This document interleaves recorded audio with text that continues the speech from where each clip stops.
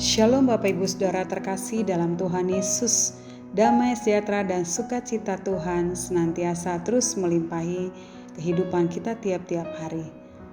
Renungan pada hari ini terambil dari Kejadian 8 ayat 22. Demikian firman Tuhan, selama bumi masih ada, takkan berhenti-henti musim menabur dan menuai, dingin dan panas, kemarau dan hujan, siang dan malam.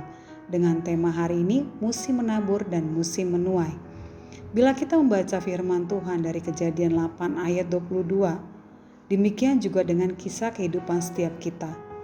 Situasi, masalah, ada tangis, dan ada tawa. Yang kita hadapi takkan pernah berhenti.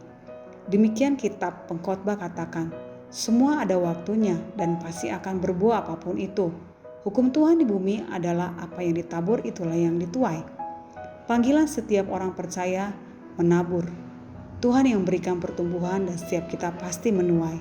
1 Korintus 3 ayat 9 katakan, karena kami adalah kawan sekerja Allah, kamu adalah ladang Allah, bangunan Allah. Ia memanggil kita untuk menjadi rekannya di bumi karena ia memutuskan untuk tidak melakukan apapun kecuali melalui gereja-gerejanya. Tubuh fisik kita adalah alat yang Yesus pakai untuk beroperasi di bumi. Semua rencananya akan dilaksanakan oleh tubuhnya, yaitu gerejanya. Setelah Yesus naik ke surga, ia menugaskan setiap kita melanjutkan pelayanannya dan menegaskan kehendaknya di bumi. Yesus membuat sebuah jalan baru yang mengizinkan setiap orang untuk masuk ke dalam hadiratnya untuk mengenal Yesus secara pribadi. Allah adalah kasih dan Dia mengasihi setiap orang. Oleh sebab itu, bagaimana setiap kita melanjutkan pelayanan Yesus di bumi? Sebagai kepunyaannya, caranya adalah melayani dan terus berdoa, menyatakan kasih Allah, dan kita menjadi saluran-saluran berkat-Nya, menyatakan kasih kuasa-Nya dengan cara melangkah sebagai tanda kita meresponi panggilan Tuhan dalam setiap kehidupan kita masing-masing. Demikian yang disebut tubuh Kristus. Yesus adalah kepala dan kita adalah anggota-anggotanya, artinya kita saling bekerja sama.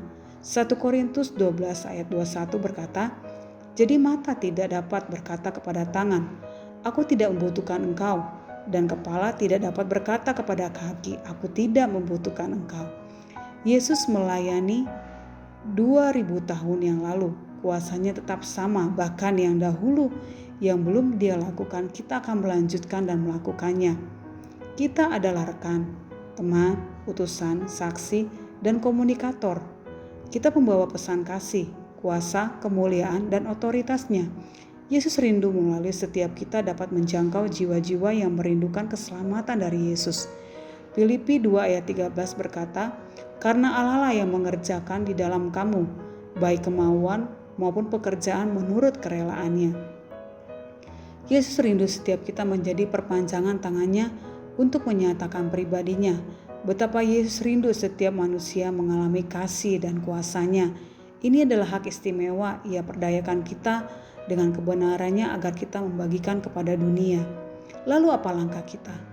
Pertama adalah komitmen sungguh-sungguh, ketaatan sepenuhnya kepada Tuhan, ketersediaan total. Kolose 1 ayat 27 berkata, kepada mereka Allah mau memberitahukan betapa kaya dan mulia rahasia itu di antara bangsa-bangsa lain, yaitu Kristus ada di tengah-tengah kamu. Kristus yang adalah pengharapan akan kemuliaan. Kita dipilih, diurapi untuk bertindak. Contoh kisah Dorcas dalam Kisah Para Rasul 9 ayat 36. Di Yope ada seorang murid perempuan bernama Tabita, dalam bahasa Yunani Dorcas. Perempuan itu banyak sekali berbuat baik dan memberi sedekah. Perbuatan baik Dorcas dengan cara menjahit pakaian dan memberikan kepada janda-janda tersebut, membawa mereka mengenal kepada kuasa Yesus. Di ayat 42 dikatakan, peristiwa itu tersiar di seluruh Yope dan banyak orang menjadi percaya kepada Tuhan melalui kisah Dorcas. Ketika Dorcas mati dan dia bangun kembali oleh karena kuasa Tuhan, dan banyak orang menyaksikan perbuatan tangan Tuhan yang sungguh ajaib. Mari Bapak Ibu Saudara, lakukanlah apa yang dapat kita lakukan dan teruslah menabur dengan penuh kasih dari Tuhan. terus setia, masuk dalam penuaian. Yohanes 4 ayat 34-35 berkata, kata Yesus kepada mereka, makananku ialah melakukan kehendak Dia yang mengutus aku dan menyelesaikan pekerjaannya.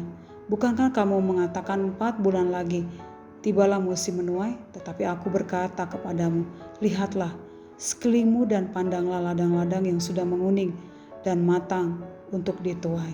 Dan biarlah kita menjadi orang-orang yang menabur dan menuai, dan kita melihat gelombang penuaian itu terjadi dalam kehidupan setiap pribadi kita dan gereja di mana Tuhan menempatkan setiap kita. Tuhan Yesus memberkati.